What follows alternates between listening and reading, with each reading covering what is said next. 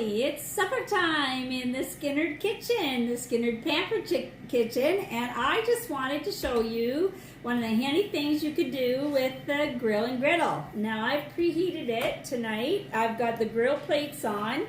It's preheated to 400 degrees, but I'm doing burgers tonight, and I pre-made the burgers with the burger press, and I'm going to be using the probe. So these are big burgers.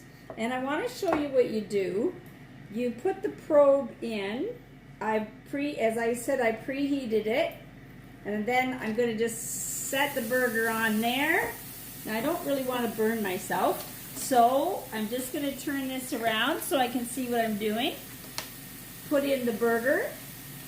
Now I just didn't have that in quite right because it popped out on me. And that would make it not work right. So there we go. I have 3 burgers here ready to go. So you can do steak on here with the probe, chicken breasts. You can do a whole lot of things. There's a drip tray at the back if there happens to be any grease. And it works like a charm. So I'm just going to hit the start button, wash my hands. And in the background, I don't know if you can hear it. Now you can see the steam coming off. So the probe will actually, when the meat gets cooked, so I set the temp to 160, 60 for burgers, I think, because that's the ground meat temperature. You can set it wherever you want. Personally, I like burgers well done. I want to know they're cooked. So I can just forget about those, don't have to turn them, don't have to flip them, don't have to do anything to them at all. Back here in the air fryer, I have some French fries going around, and they'll be done pretty soon, probably sooner than the burgers. So to go along with this, I'm making up a couple of things. I'm going to do a bit of a salad. So I've this treasure, the salad and berry spinner, which I spun the potatoes in to get the water off after I washed them. It's being retired, shall we say. And so it is on the outlet, and it's at a reduced price right now. And I'm so sad to see it go. So it's just Larry and I. So I'm just going to make a small salad, but I am prepping ahead as well for tomorrow. So I'm going to cut up enough that we can have some for lunch tomorrow, just to have it, because when you're making something, you might as well make enough for 2, right? When you're getting the goodies out to do it.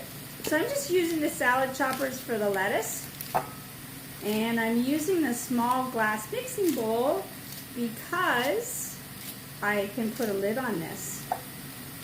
So that's the salad part. The lettuce part,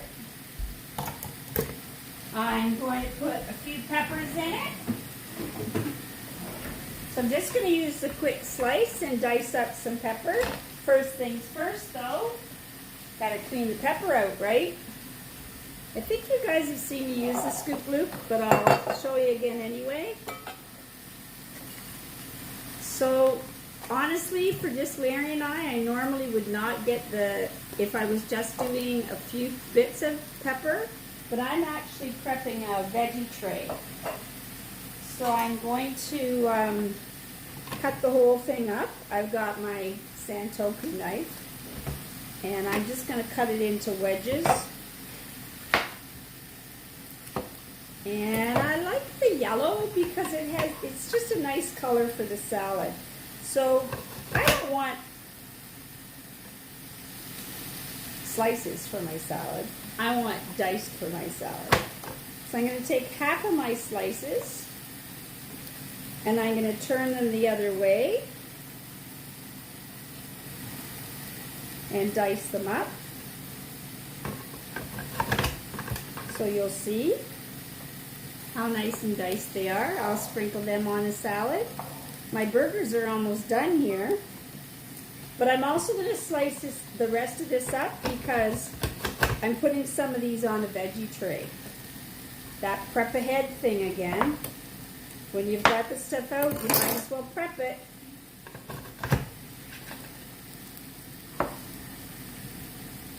So that Yep, they're done. So I just want to turn that back on, and I'm going to set it to custom, and then I'm going to show you the next part. Just putting these extra peppers in here. I've cut up some tomato and onion for our burgers. And this is the cool and serve. And then this is the 3 onion burger recipe that actually came with taste buds. And it's really, really tasty. There's a reason they call it taste buds. Sorry, I just saw a note on there, but I couldn't read it. So I'm just cutting up a bit of tomato to sprinkle on the top of the salad, a bit of onion. I've got the coated tomato knife here. That is often a go-to knife for me when I'm doing tomatoes. There's also a forged one. This is now a red knife, not pink anymore. So there, our salad's done. Move that to the side. And I'm going to use my santoku because I'm going to do some cheese on the top of these burgers. So what I'm going to do is open this up. I'm going to press custom. I'm going to cancel it. I'm going to press custom, and then I want to have the top one temperature. I want the top at 400, and I want the bottom at 250, just to keep those burgers nice and warm. And I'll press start again.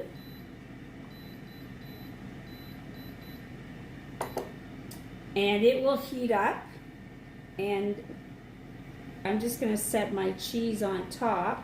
I'm going to slide the burgers over just a little bit.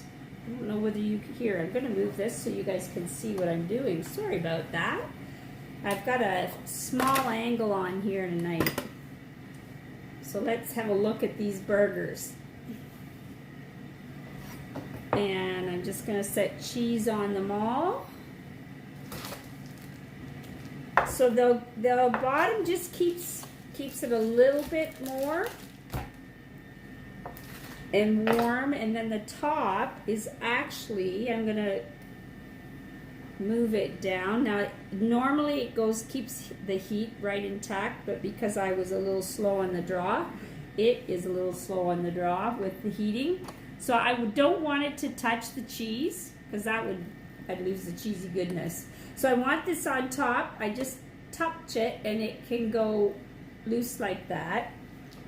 The cool thing about this is, and I am just going to warm up the burger bun on here as well, like that, that now you can just let it sit wherever you want. I don't want it quite that low.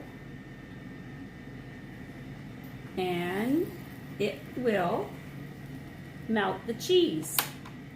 There we go. Works a little better when you can see what you're doing. So the burgers are done.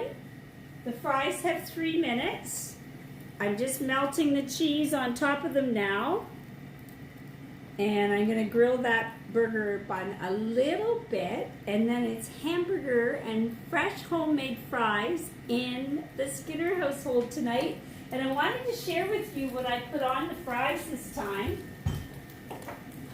I cut the fries up in the Rapid Prep mandolin, which is back for hosts, and hopefully by May or June it'll be back for everybody. It was a huge hit. That's what I forgot. I chopped these carrots up for the salad as well in that. Just about done. The one burger bun is nice and ready. So you can do julienne, you can do slices. I'll show you what it looks like. I was working on cabbage today as well. So this is the bottom of it, and this just fits in through here. It's a cool mandolin. I'll have to share me making fries with it one of these days. I put on the fries, salt and vinegar seasoning, and I decided to be adventurous. Normally I put on barbecue with it, but I decided to put on the rotisserie seasoning because it has some really good stuff in it. It's a blend of it's made especially for the air fryer, and it's a blend of salt, onion powder, garlic powder, different spices, a tiny bit of sugar, and it's gluten-free. And the reason both of these are good for the air fryer, I'll just show you, is because they're very, very small particles.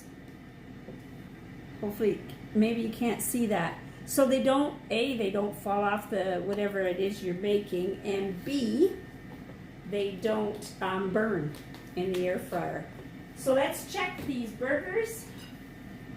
See what's up. See the nice melted cheese. There they are, done and ready to go. I'm just going to turn the grill back on. I'll take the probe out. I'm going to take the grill back on, grill the buns, let the meat rest for a bit, and as quick as that we have grilled burgers just like outside. Here we go. I'll put mine on. Larry likes his bun grilled more than I do. Look at that. And then we'll dress it just the way we like it. Oh, and the fries are done now. Yay! Happy supper. Want to see the fries?